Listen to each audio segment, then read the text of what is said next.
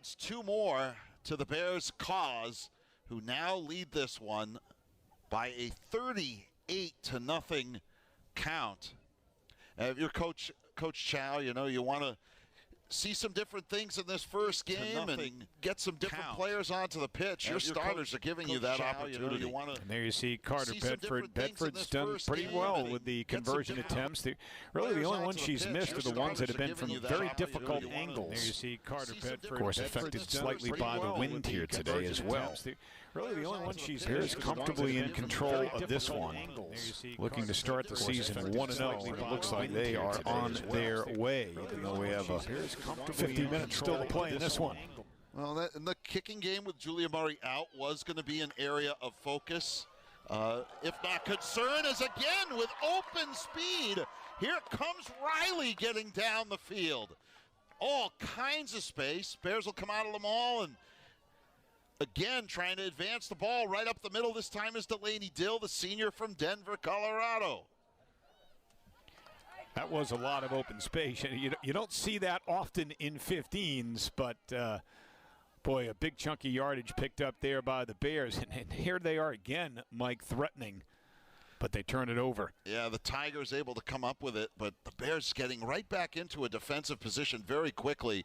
We have not seen Princeton really advance the ball outside of that very first drive, very first possession, and they've in fact been forced backwards. And really, aside from Cuemo's lengthy run early, again, now they're forced to kick and give the ball back to the Bears, and Brown's going to have the ball with excellent field position. Yeah, short kick there, and Muldoon takes advantage, and Bears looking for 5 more. Pitch back for Bedford. Bedford coming out of the pile.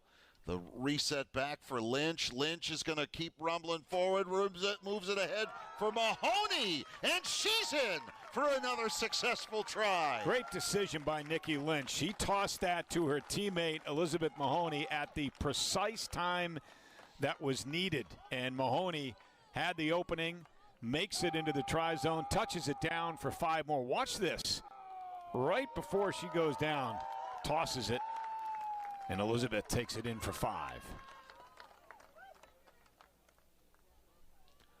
Bears putting on a clinic here in the first half right now. Yeah, it's hard to make of it, in the early part of the season. You don't necessarily know what you're going to see from your opponent or, from your own program, from your own team. But I'd have to say that this first half has gone absolutely according to plan for this Brown Bear club that leads 43, make it 45-0. Rosalind Chow too. She was very honest with me yesterday. She said, "Look, this Princeton team, they're still building." She said, "But make no mistake about it. They are better than they were last year, but they are still building. Year number 2 as a varsity program."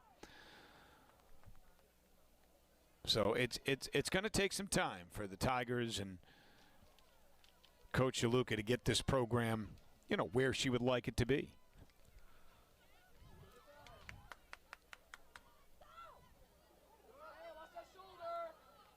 Tigers end up coming up with the possession here. See if they can do something in the final 7 minutes of the first half. Bears have just been pushing them back, though, with a real stingy defense, some great tackling. Something that Coach Chow shared with me was that because of the intelligence of this team, the way that they've been able to move a little deeper into the playbook. It's sort of like last year, it was her system, putting it in place. You're really only in like that first chapter, and now you're able to get a little deeper into the playbook, try some different wrinkles, and what she has been really impressed with by this Brown team, in particular, you mentioned their intelligence, is that if they stop in practice, they explain something, and they share the why, the team can make an adjustment almost immediately on the fly. And she said, of all the teams she's coached at all different levels, that is not the usual. That's almost an unusual, maybe something you and I take for granted, having been around Brown student athletes. And, I'm going to say it out loud by being a student here once myself. these are some very intelligent men and women that are playing these sports here. Most of them, at least. I feel like for present company accepted, Scott. No, the phrase student athlete I think sometimes gets thrown around a little bit haphazardly, but I think when you talk about Ivy League student athletes, they are student athletes in every sense of that phrase and the definition of it. So to think of what these young men and women do in the classroom just to get into an Ivy League school like a Princeton, like a Brown, they're not here simply because they have tremendous athletic ability. They have to qualify academically to get into these schools. And that's why, for somebody like Rosalind Chow, it can be a pleasure to coach them because they can pick up on what you're trying to teach them rather quickly. And I hearken back to the days when Craig Robinson was a men's basketball coach here. He ran a form of the Princeton offense but with much more liberties than the old Pete Carrill style. But the players took to it like fish to water, like immediately. They knew what he wanted, and they executed it so well, and it wasn't a coincidence that Craig had tremendous success in his 2 years here and left and took the Oregon State job in the Pac-12. So, and did not have the success at Oregon State that he had at Brown because I don't know that it was as easy to teach at that level, or maybe he didn't get the complete buy-in from the student athletes at that level that he did here at Brown. It's an interesting point. I was talking to Chase Weilman yesterday morning in advance of last night's game, and we were talking about players' fitness level. And, some of the players on the men's soccer team here competed all summer and, played on different clubs or were training together. One of the players, Noah Atanda, who's a senior, he had an internship. He had an 8 to 8, or they say 9 to 5, but I haven't been through that before. I know it's not a 9 to 5 internship, and he showed up in tremendous physical condition, and that speaks to the dedication on multiple levels that a student athlete has to have. And you and I have seen that with players who are conducting research and volunteering their time and doing what the university has done at Gregorian Elementary School for 3 decades now, and shepherding younger student athletes across the threshold, as they say. It is not unusual to see. It was not shocking for me to hear, I should say, Rosalind Chow say, this is a very intelligent team. Yeah, and they're masters at time management, which is so important too, right? I mean, being a full-time Ivy League student at a school like Brown or Princeton, very difficult. Then you add to that being a student athlete, like having a full-time job, and it's even more difficult. But they find a way to get it done. It's a great burst of speed there by Jordan Wiseman. Looks like the Bears about to hit the try, and again into the zone this time.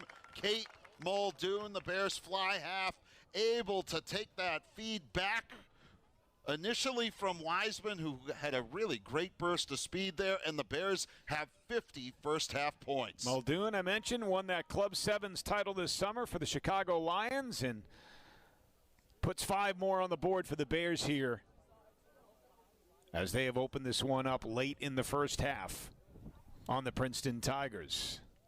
Great start to the season for the Bears as Bedford will look to kick. The conversion.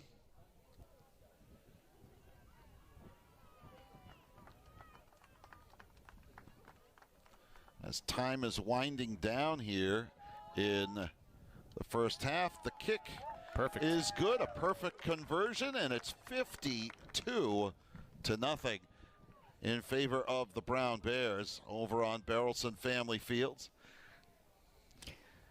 Well, Rosalind Chow, I would think, has to be pretty pleased with their team's performance in the first 40 minutes of this one. Yeah, I would think so, Scott. I mean, I think what's been really one of the real positives, Scott, I think, not, again, unlike some other sports, is that each of these sequences, the number of players who've touched the ball. It's not as though this has just been hand the ball to Kathy and let her run up the field. You're seeing a lot of different players get involved. You're seeing the Bears come out of these mauls with some different formations, distributing the ball very well, and playing some very smart rugby in this first half.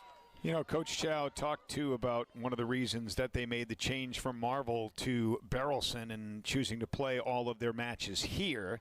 She talked about, the uneven surface down at Marvel, and after rainy days, it can get real muddy. But she also said that field kind of prevents her program from playing at the pace, at the speed that she wants to play. This is a much faster surface, this field turf surface here at Barrelson Family Fields, and it's conducive to what Rosalind Chow wants this Brown Bears program to look like.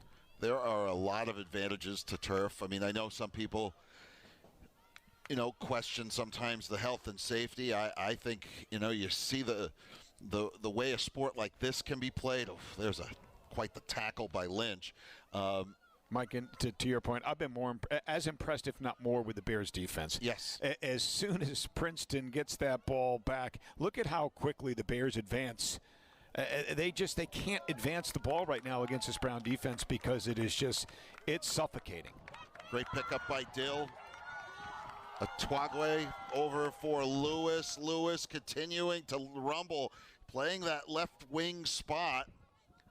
Bears come out of it. Drop back for Dill. Dill trying to get to that try line again. Pushing the pile is Hattie Grant as well. Bears will again reset. Coming out of it there is the 10 Muldoon.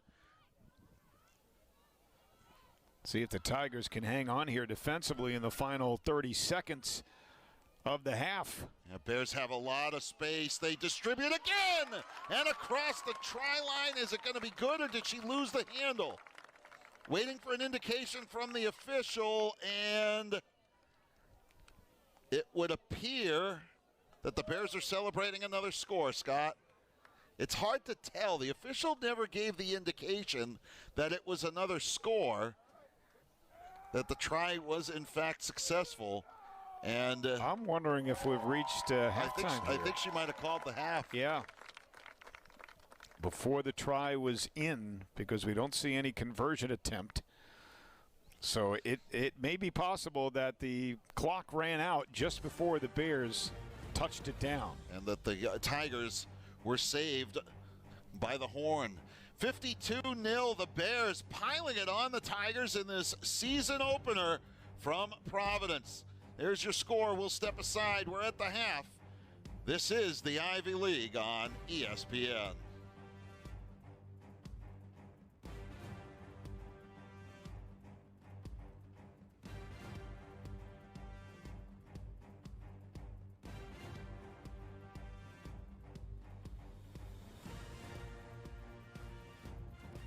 These Bulldogs are the top dogs. Auburn, an overtime winner. Princeton into the round of 32. National NCAA Women's Rugby Championship in the Big Green of Dartmouth. That will do it. The Brown Bears and the Lions face off. And Cornell will play on Championship Monday.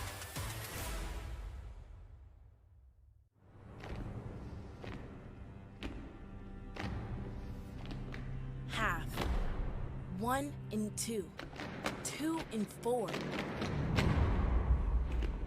Half of Black Americans don't have enough savings to retire. So let's retire inequality. Let's step forward together and let's rise together, because dignity, security, retirement is for all.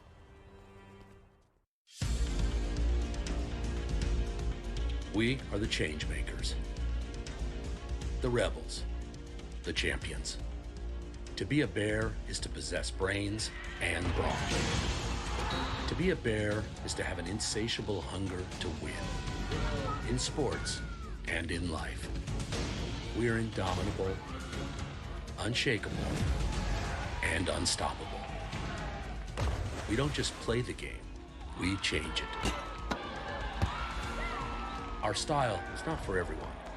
We buck the status quo, we push the boundaries, we think and play outside the box. We are innovators, trailblazers, and leaders. We take our work seriously with unparalleled focus, unmatched humility, and unequaled joy. We're an up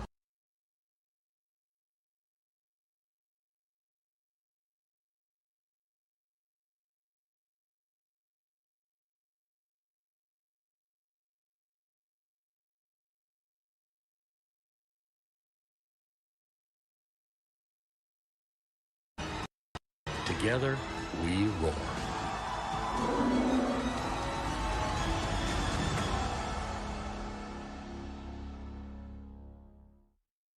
Hi, my name is Kate. I'm a senior at Brown University.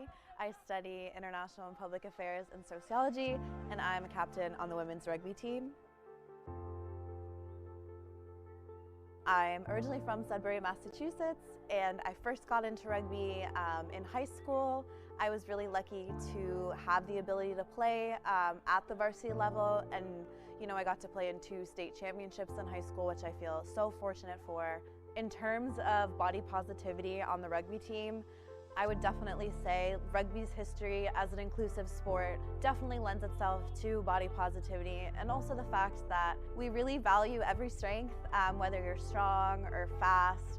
There's a position for everyone on the rugby field, and it's really cool that although we have these different strengths, we all score tries, we all tackle, we all pass the ball, we all run, a lot of us kick, and so it's really unique to be able to have the opportunity to really focus in on your own skills, but also be able to accomplish these common goals as a team. And so I feel so lucky to be able to play with so many strong, powerful women, and it's such an excellent reminder that athletes look different and athletic bodies look different, and we're all strong, we're all elite athletes, we all play at this level, and we're all fantastic rugby players.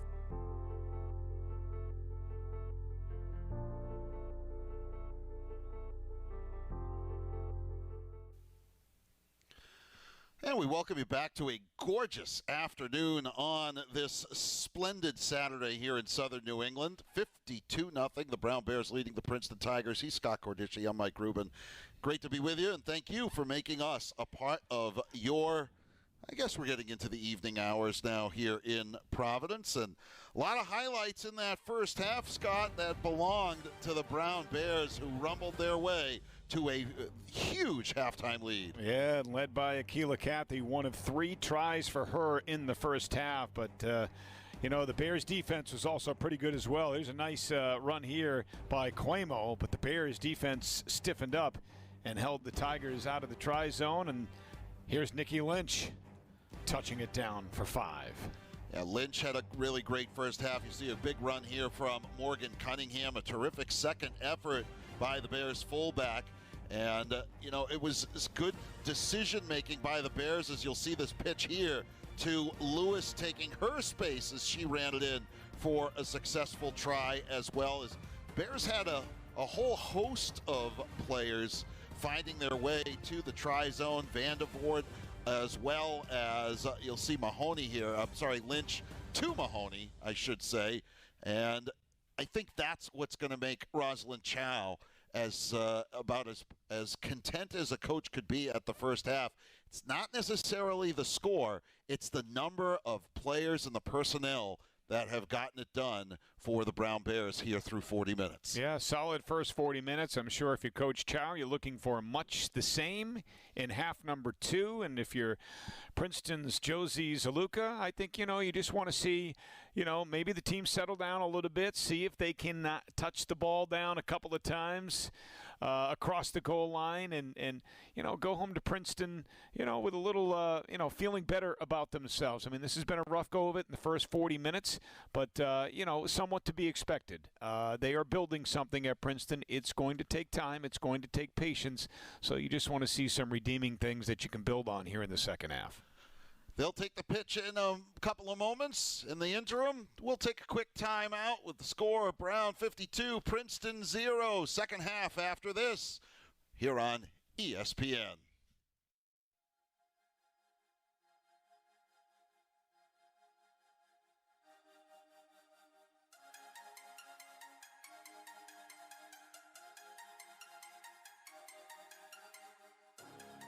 About, taking it day by day, just having fun with brothers, man, taking it all in like my boy Flex said yesterday. We about to grind now, baby. You know what it is. Grind time. We here for a reason.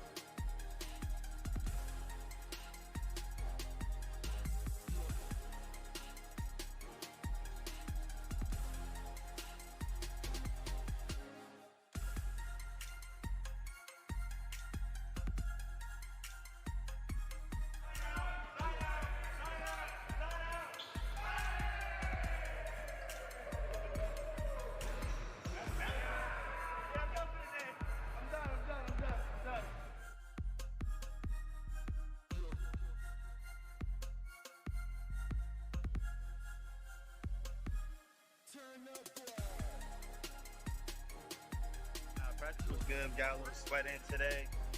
It felt good to get that sweat in. Remember that we're here for a mission. You know, as much as we want a vacation and all that, we still got things to handle and get business done.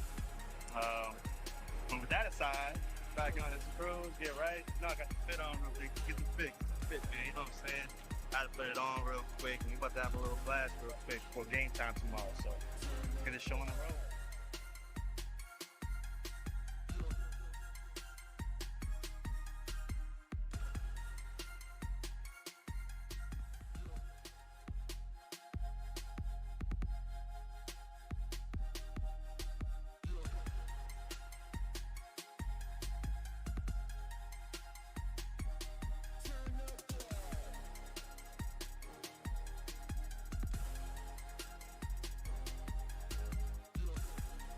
To sit back and relax and just like to embrace the moment. Favorite part was probably hearing the kids scream whenever the bridge came over and hear that echo. That was pretty funny. I kind of wanted to yell too, but I had to be on my chill vibes. But yeah, this was definitely a great experience.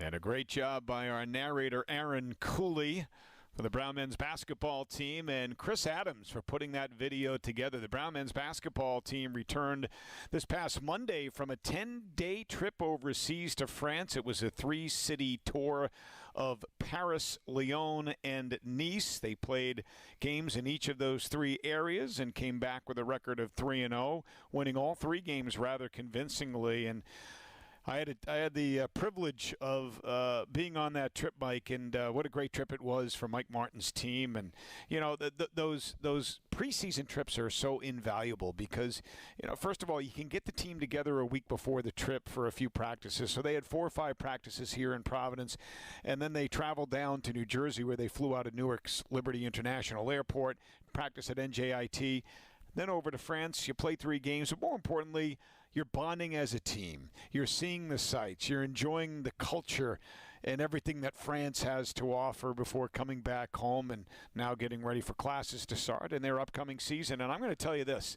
This is a very good basketball team Mike Martin has this year, and I would be surprised if they were not a top 4 team and in that Ivy League postseason tournament this year for the first time. I really, truly believe that.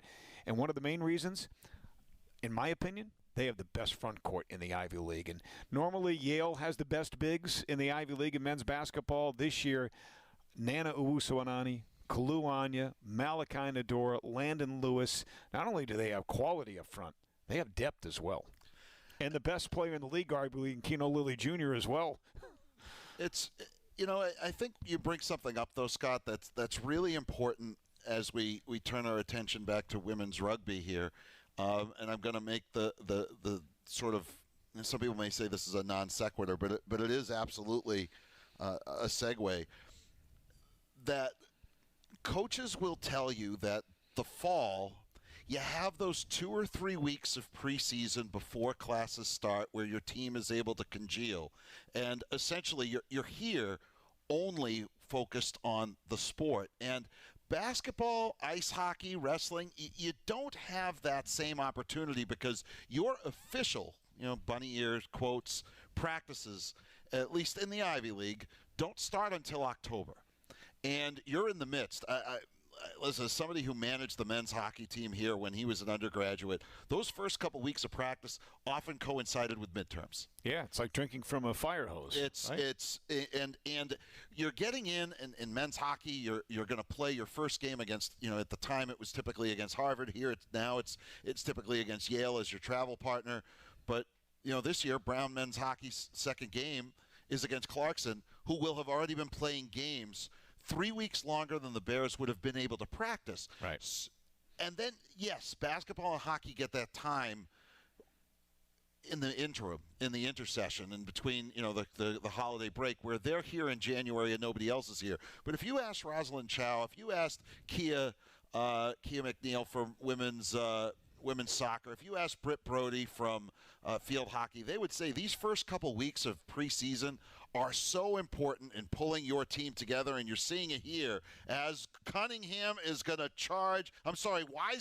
charge forward for another successful try as the Bears wing back.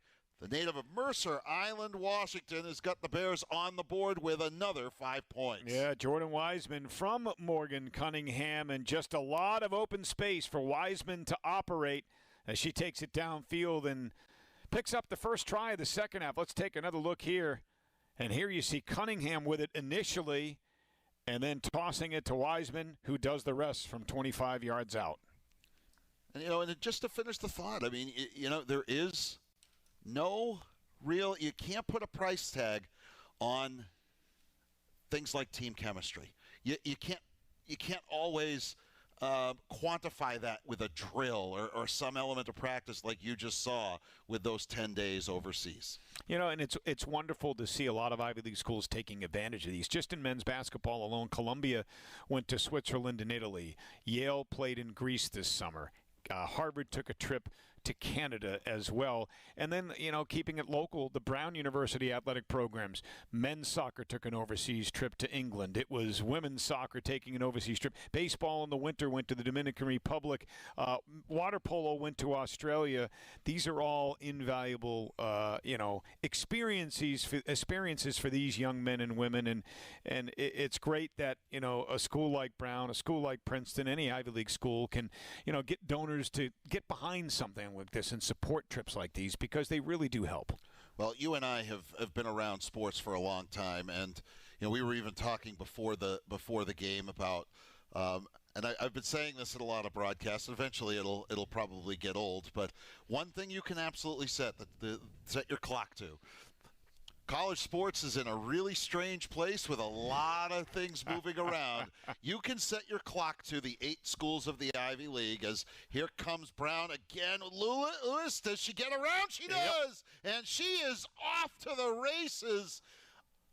Wow. That is what you call some speed from the Vienna, Virginia native. The wing caught that ball, found some space, and then it was a whole lot of daylight. Well, earlier, Noelle Lewis had the try with a nice stiff arm. That one, there was a lot of open field, and she goes the distance. Take a look at this. I mean, virtually untouched. Great job by Lewis here. Yeah, once she got around Caroline Schuckel of the Tigers, there was nobody. And admire the effort there from Leilani Bender trying to catch her down. But, boy, Lewis, just too much speed, too much strength, too much daylight. And another 5 for the Bears. Yeah, finishing your thought, too, we see all this crazy conference realignment going on in college sports. Most recently, the ACC deciding to add Stanford, Cal, and SMU. And you're right, the one thing you can count on and set your watch to is there won't be any changes in the Ancient Eight. That's for sure. And I want to say one thing, too, about those foreign trips. The one thing I wish the Ivy League would reconsider is allowing incoming freshmen to be a part of those trips. I would agree. The way they have it structured right now, and I believe their rationale is if you're not enrolled as a full-time student at the school, you're not eligible to go on that trip. So technically, if Coach Martin wanted to take his graduating seniors, Paxson Wojcik and Perry Cowan, who are both at other schools now, North Carolina and Manhattan respectively, he could have. But if you're a coach, you want to take the student athletes that are going to be playing for you this season. They're the ones that need that valuable experience and playing time, not the seniors who won't be with the program this upcoming season. So every other conference in college sports, you can take your incoming freshmen on these foreign trips. The Ivy League's the only one that doesn't allow that. I'd love for them to possibly reconsider that policy. Well, the Ivy League has done a pretty good job in some areas of getting with the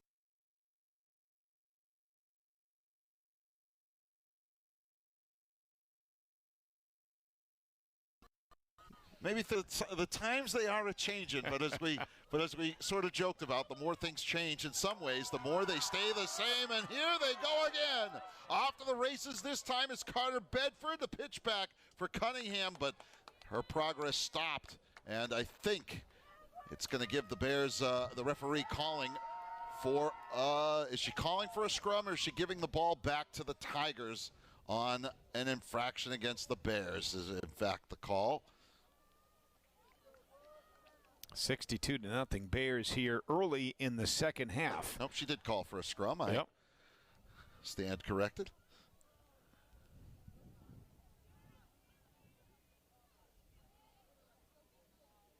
Football players say the worst place in football is the bottom of a fumble pile. I'd have to put this right up there. The bottom of a scrum. People are pulling and grabbing and biting. You don't know what they're doing in the bottom of a football pile, like you for a loose ball. No. And the bottom of a rugby scrum, too.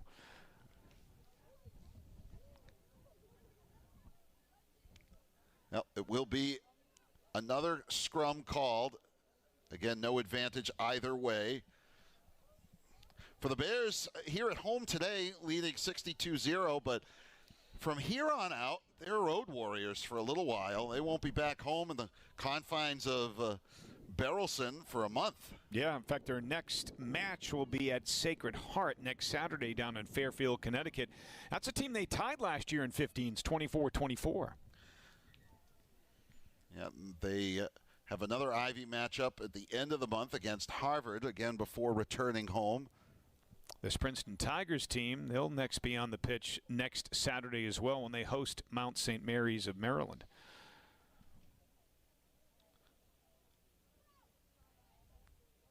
About 30 schools now sponsoring women's rugby and NIRA play.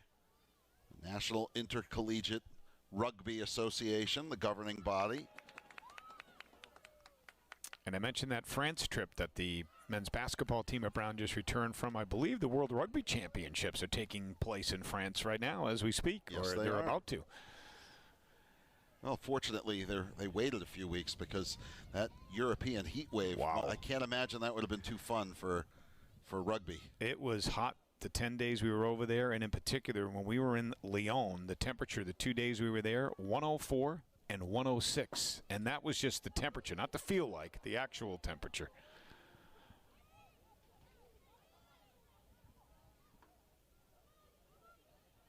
Tigers trying to get something going, but the Bears defense continues to be very stingy.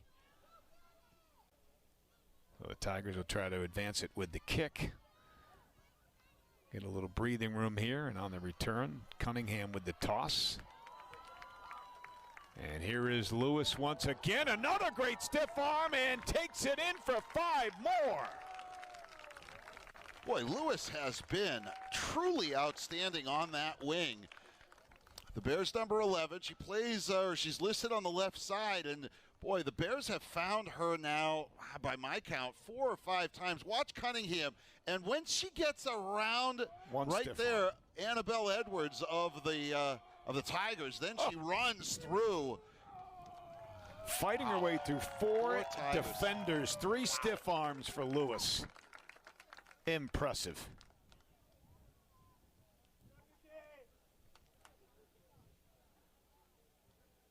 Talked about the loss of Makdia Parker. Noah Lewis stepping in and filling some of that void. The senior from Vienna, Virginia. And how about the young talent, too? I know that's one thing that Coach Chow was very excited about. You know, you look at the freshmen that are making impacts, and you've got, you know, a few of them on that back line there. You know, Scott, I asked her about that. I pled, you know, for lack of a better word, pled a little bit ignorant on it, and said, you know, look, I'm admittedly, as much as I've watched the sport here and there, I would hardly call myself an expert on the machinations of women's rugby. And I said to her, I asked about the recruiting process because, you know, some sports pretty well established at the secondary level. This isn't one of them, at least not in this area. And you know, one of the things she explained to me was that they've had some successful crossovers. Yep. They've had some people that have come from other sports. You know, they have people who have been able to really advance in the sport. The second they teach them to combine, say, their athleticism or their speed with the ability to catch and pitch. And So they now have a mix of walk-ons and recruits that have come up just playing other sports, maybe have great hands from basketball, or have the endurance and field sight of being a former soccer player, and they combine that with true rugby players, which is sort of how a lot of these sports, if you go back to how women's hockey or basketball emerged 50 years ago when Title IX made it a more normalized experience to have women's sports. As a girl dad, something I'm thrilled about. This sport in some ways is in that sort of, I want to say almost, that sort of embryonic stage. Yeah, infancy stage. Yeah. As here comes the line out for Princeton, who has really not held possession. I think here in the second half, we're 12, 13 minutes into the second half. I can count on maybe one hand the time they've carried the ball. Yeah, as I said, you look at the number and that impresses you, the 67 points scored by the Bears, but their defense has been really stout. Yeah, there's that old saying, is the best offense a good defense, or the best defense a good offense? And in this case, it's been sort of a perfect storm for the Tigers, having to deal with both, as Kathy fights through a jersey pull, rumbling her way forward, hits the ground, and the Bears will reset, come out of the maul. The pass back for Vandervoort. Working forward is Delaney Dill. The Tigers stand her up, and now the Bears will look to reset. Running through center is Hattie Grant. She had a try successful in the first half as well. One of, I think, by my counts, 6 or 7 different Bears who have successfully crossed the try line. And now the Bears are going to look like they're trying to get it back to Kathy again.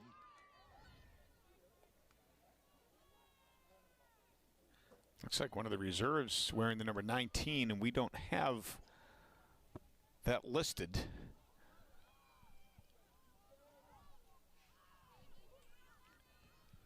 Getting a touch there for Brown.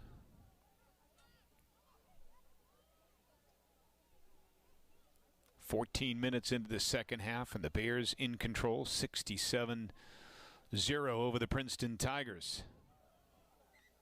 Tigers with possession here. But not for long. The Bears will get it back.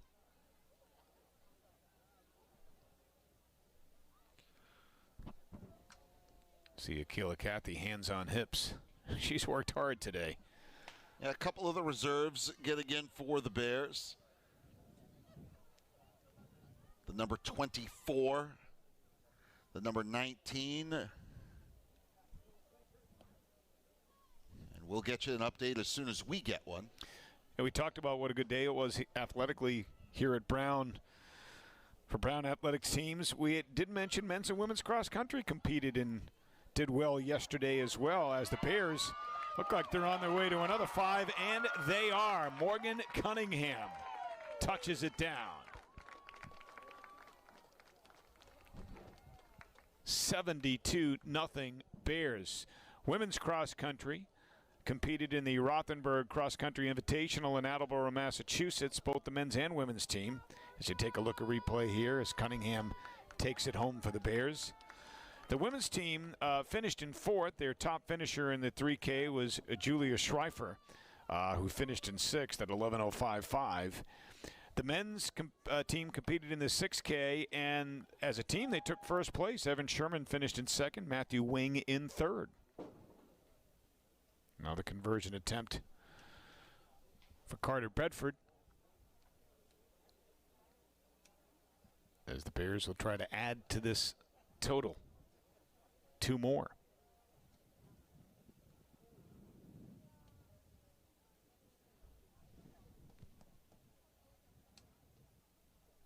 And Bedford's attempt is good. Sneaks inside the left upright.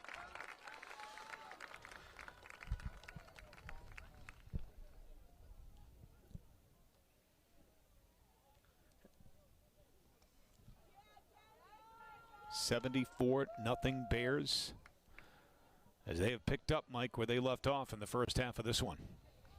I really have been personally very, very impressed so far with the Bears' ability to spread the wealth getting so many different players involved. And, I mean, by my count, I think almost everybody in the starting lineup has had a successful try.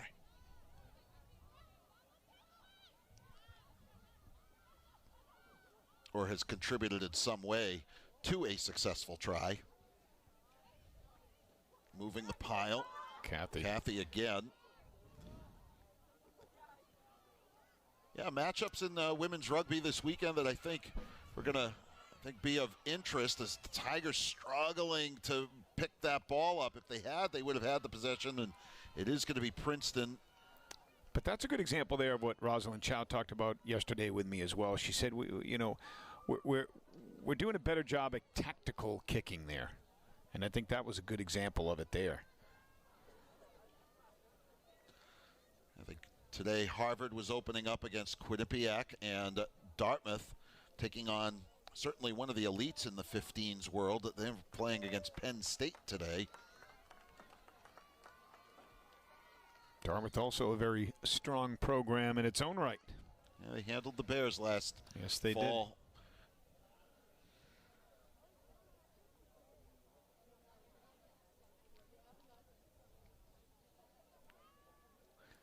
Got a scrum upcoming here.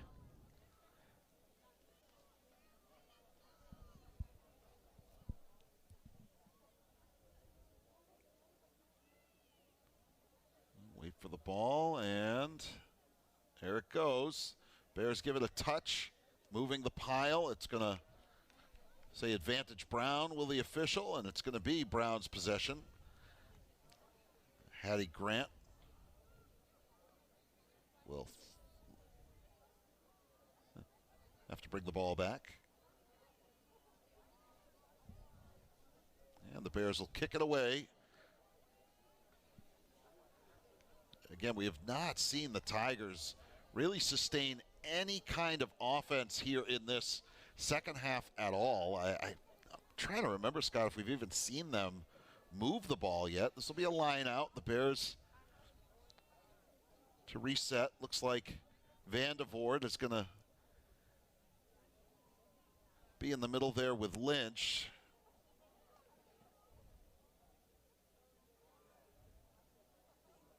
Yeah, they get it to Lynch, and why not? Lynch has some height to begin with, and then they lift her up. It's even taller, and here goes Akila Cathy again. Touches down for another successful Brown try. Akila's been magnificent today, as has this Brown team. Cathy, let me see if my count is right. Is that her fourth or fifth try of the day? Well, it all started on the line out, the pitch back, and really nowhere to go. She rumbles past initially Louisa Chavez of the Tigers, and then just kept on motoring to make it 79-0. The Bears with another conversion to come. Yeah, we talk about the power of Akila Cathy. Don't underestimate the speed of Akila as well. Certainly not.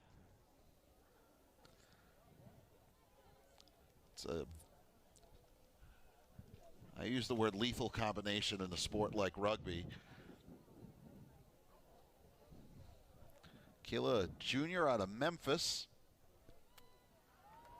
A year ago in the fall, 6 successful tries. Yep. She's approaching that number here today. She had 2 successful tries against Princeton last year.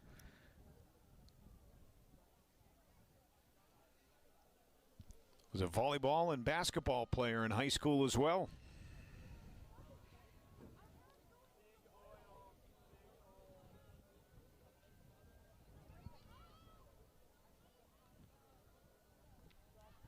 Yep. 81-0 Bears. A successful conversion again for the Brown kicking game. One rolls. The official coming over will clarify things here. Got to give you credit, partner. This is the first time that you have called a game off of a monitor. This kind of takes a us back to the days of COVID, I think a lot of professional sports had commentators, and even some collegiate games were called on monitors as announcers didn't travel. It's challenging. It's not like being, out there on the field or just above the field looking down at the action. I will say our cameramen and women have done a great job for us today. All the credit in the world to those folks who are out there and in our control room, Becky Schoenecker, Chris Adams, and they're not just following this one, folks. There's a whole lot of water polo being played today, too, and it's a busy weekend for them. They had to go right from 0 to 100 because, last week, I guess you get your training wheels out from under you with the women's soccer game, but this weekend's a busy one here. Yep. I talked earlier, I used the phrase drinking from a fire hose. Yes. We are well underway with fall sports here in the Ivy League. So there's game after game in different sports. Field hockey back at home tomorrow for the Bears, hosting Holy Cross, looking to see if they can start the season 2-0. And Holy Cross lost a tough one to Northeastern the other day. I think it was 8-2 was the final in that one. After starting the season with a win over Stonehill, 1-0 in overtime.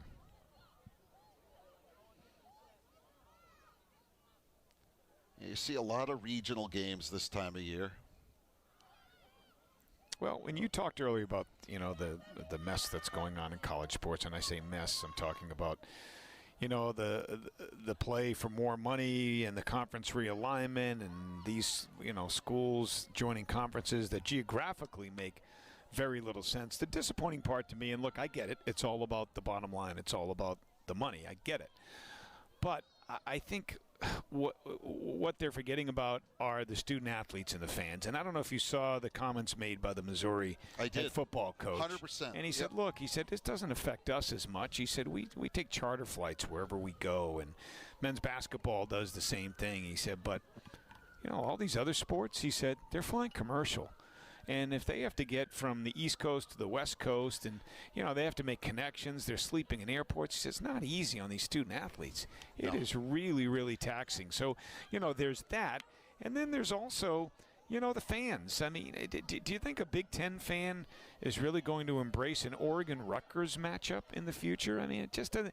Geographically, it makes no sense. Oregon State, that makes sense. That's something the fans, geographic rivals or traditional rivalries, and they're just being thrown away. And I get it. Look, you went to Syracuse, I went to Brown, and the being here, the fact that I knew on a Saturday that I could get up in the morning, and if our hockey team was playing a game that was of consequence, or even not, and I just wanted to go to a game at Dartmouth, at Princeton, the fact that was a very easy trip to make. Princeton's probably the toughest trip in the Ivy League is probably Cornell. Yeah. And even that is doable in a day. Absolutely. You might not want to do there and back in a day. It can be done. It can be done.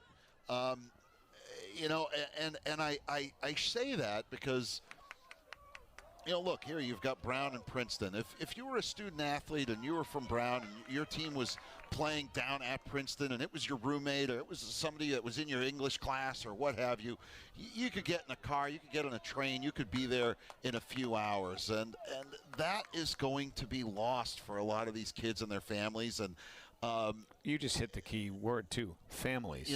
Think about families, whose sons or daughters go to play. And, before they'd go to a school oftentimes that geographically was near where they lived, and they would follow their son or daughter even on the road to see most of their collegiate games. How are you going to do that now if you're from New Jersey and your kid goes to Rutgers, but they're playing at Oregon, as I use those two schools as an example again? And you make a good point, Scott, because it's not as much of an issue for football. Look, if you're a football player and you're playing, you hope 15 games, and that if you're playing 15, the last 3 are somewhere that is geographically not convenient. Right.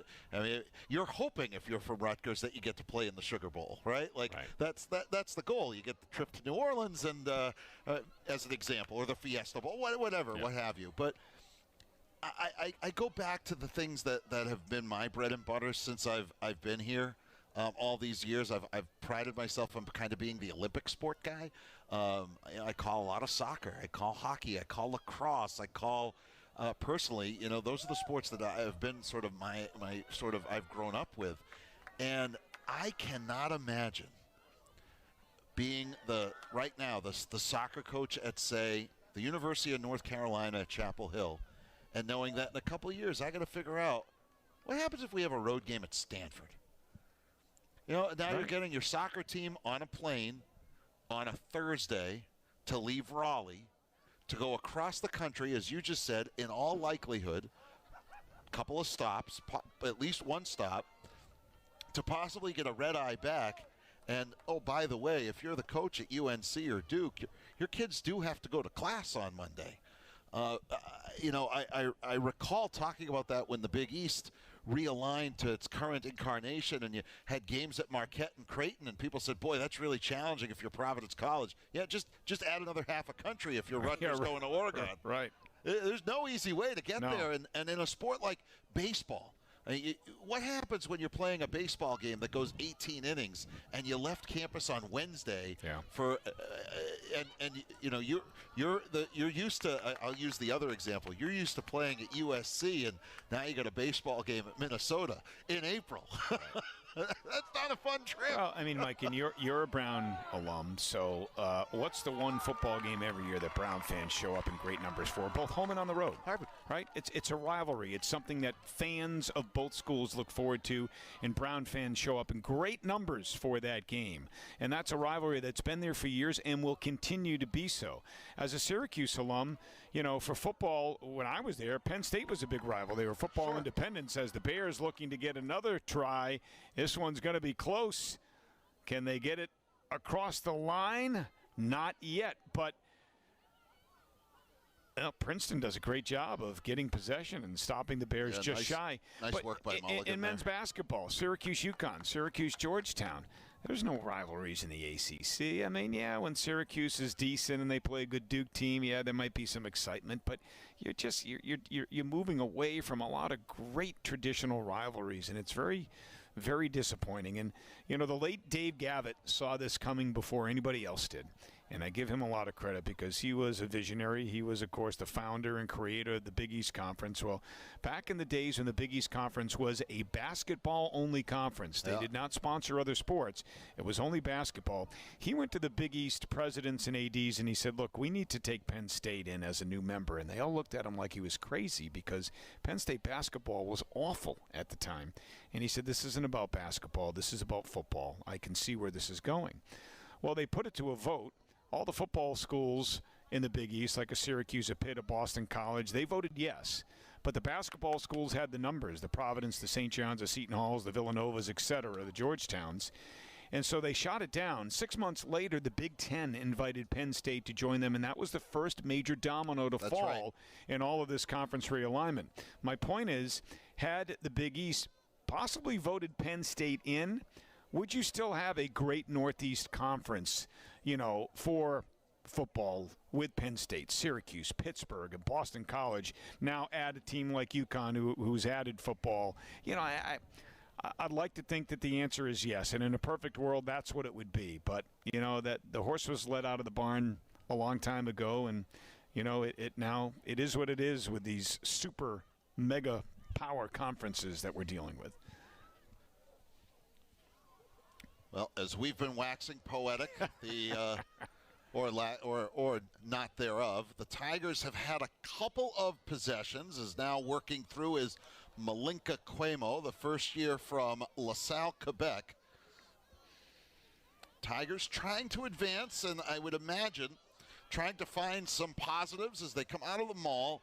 And again, nowhere to go as the Bears swarm the defense, is stepping forward that front line of Hattie Grant, playing that loose head prop position, just charging forward. The Bears on the reset continue to force the Tigers backwards. And now the Tigers trying to kick because they had nowhere to go. Really well defended by the Bears, and that'll be a line out. And Brown will have an opportunity to put it back into play. Again, the Bears going a little deeper. You see the numbers outside of 1 to 15 on the field. 16-19, I believe 25. 25 out there now, 24 out there earlier. I think 23 is on the field as well.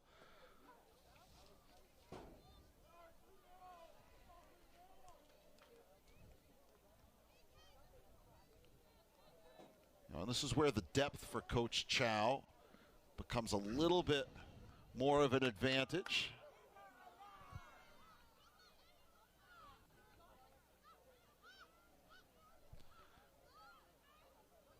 Just trying to get some space for Carter Bedford. She's tossed down to the turf, but not before she had picked up some territory. As we're into the final 8 minutes of this one, Bears leading handily, and they get the possession back. I don't think so. I think they're going to turn it over. I think that may have been kicked forward. Yes, and I think you are correct, sir. And again, for the Bears, road warriors for a little while, as they'll head to Sacred Heart next week, a team with whom they drew even last year.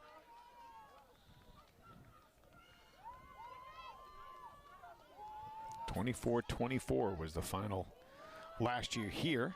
And then they'll have a weekend off before wrapping up the month with a matchup down in Emmitsburg, Maryland against Queens College, before taking on Harvard in their next Ivy game on September the 30th. That game a 1 o'clock start. Tigers looking for some open space, but look at that Bears defense just closing in quickly. And great work there. Stepping up was Lily Nowak, one of those first years out of Michigan, who coach singing the praises again of a pretty deep first year group. Again, the Bears swarming defense.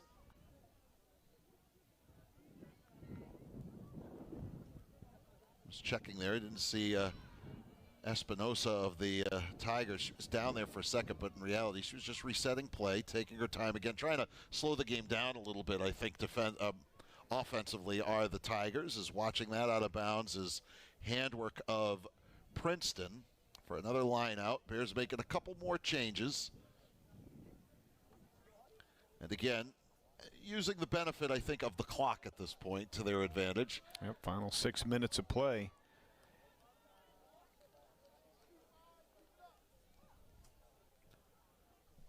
Yeah, the Bears' next home game will come on October the 7th when they host Navy. They also will take on Penn State and Dartmouth here at home. So Bears have really no slouches down the stretch when they return home, as they're going to get another successful try. Great job by the Bears once again, as the reserves getting into the mix. And another 5 points makes it 86-0 Brown. Yeah, just watch the initial charge by Bedford. She drops the ball back, a little forearm shiver, and across the try line for the touchdown, and another successful try for Brown, as the Bears now up on this Princeton team 86-0. You know, there's something that I think... Not sure if that's Olivia Baptiste or not. You know, Scott, something I think we ought to highlight was the celebration there. You know, you see when the reserves get in and score, and the... Our apologies, we don't have the numbers beyond 15, so we can't identify who got the try for the Bears. But just seeing that reaction, you know, the way that the starters are almost coming off the bench to celebrate with a reserve, tells you a little bit about the culture that Coach Chow is hoping for down the stretch this season. And, you know, bottom line, you get your players, you know, in those deeper numbers into varsity game play with opportunities to score, and they convert. That bodes well. Sure.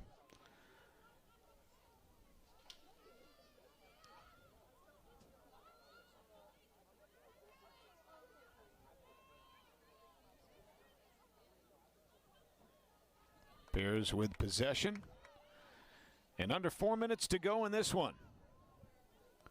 Brown will open up the season With a victory, the Tigers will drop to 0-1 in 15s.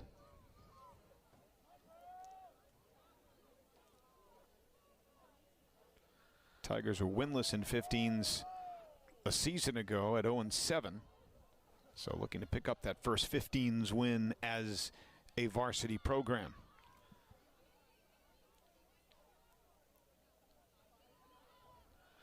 Well, again, you could count the number of offensive possessions they had in the second half here pretty much on one hand. The Bears have done a really fine job of just, I think, maintaining their possessions and just dominating this game on both sides of the ball. They really have. I mean, you know, what we've seen today is not unexpected. Again, it's similar to what we saw a year ago. But, you know, the Bears have looked, I think, pretty solid. I would imagine, and we'll speak with her after, Rosalind Chow, I would imagine she has to be pleased with this performance by her team. As they set up for the scrum. Well, that's the charm of coaching, right, Scott? I mean, blowout wins and blowout losses. I remember working with a coach once who said, you know, this is a game that you just burn the film because, you know, you're either not that great or not that bad, depending on which way. But when you're at this early of the season, my guess is these coaches are going to dissect this and be able to point to very specific instances of feedback that can be improved for the next one out. I don't care how well you play. I don't care what the score is. If it's a large margin of victory, coaches will always find something that needs to be worked on. Absolutely.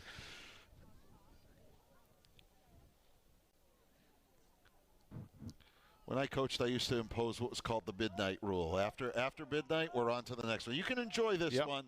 Sure. But at 12:01, we're focusing on the next one. And for the Bears, that's going to be Sacred Heart.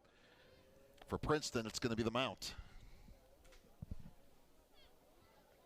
In-state game for the Tigers. In fact, as the final minutes winding down on this one, a reminder that our next broadcasts, plural, there's a whole lot of water polo available to you here on ESPN. Tomorrow morning, brunch with the Bears if you're a women's soccer fan, and some field hockey as the Bears host Holy Cross in field hockey. It's UC San Diego for women's soccer. And I'm not even going to begin to list off the number of water polo games that are being played. The Bruno Classic. Bruno Classic. There's a game every hour on the hour, I think. Or every hour on the hour and a half if you're keeping track at home. Those games fly by. Maybe one final scrum here with under a minute to go. Men's soccer on Monday evening as well as the Bears host the Stags of Fairfield.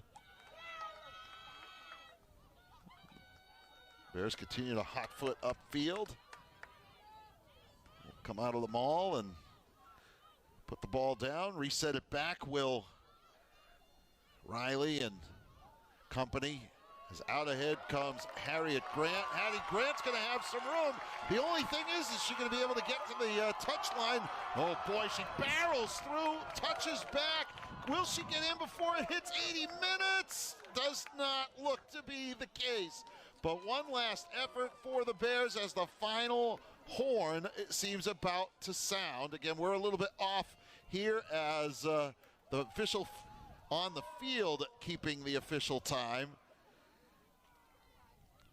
And that's it. That will be it. A solid game for the Brown Bears, my friend Scott. This is a good victory, I think. I think there are a lot of things that they're going to be pleased with. Yeah, no doubt. I think something to build on. Start the season 1-0 and a big test next week. Again, a team they tied last year here, Sacred Heart, 24-24. So good test for the Bears 1 week from today down in Fairfield, Connecticut. So there's your final score. The Brown Bears steamroll past Princeton with an 86-0 victory in this 2023 15's season opener. And that'll do it for us, for our entire outstanding ESPN team. For my broadcast partner, Scott Cordisci, I'm Mike Rubin saying so long from Providence. Again, the Bears with an impressive victory, 86-0 over Princeton to start this season. Thanks for tuning in, everybody. Enjoy the rest of your weekend. Have a great night.